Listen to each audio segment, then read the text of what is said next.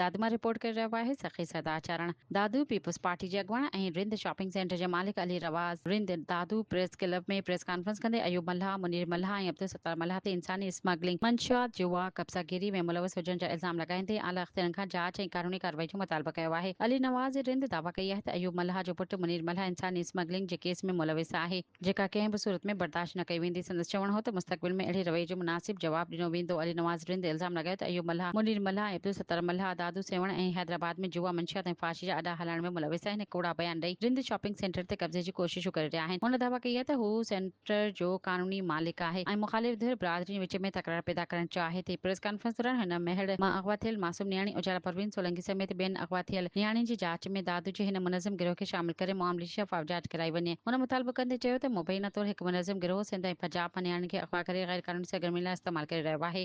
हुन मुतालबो कयो त इंसानी स्मगलिंग, मंशियात, जुआ ऐं ॿियनि मुबैना गैर कानूनी सरगर्मी में मुलविस माण्हुनि ख़िलाफ़ कानून मूजिबि कार्रवाई कई वञे ऐं खेसि ऐं संदसि ख़ानदान खे तहफ़ुज़ फराहम कयो वञे। हुन ख़बरदार कयो जेकॾहिं मुतालबनि ते ध्यानु न ॾिनो वियो त रिंद बिरादरी एतिजाज जो हक़ महफ़ूज़ रखे थी।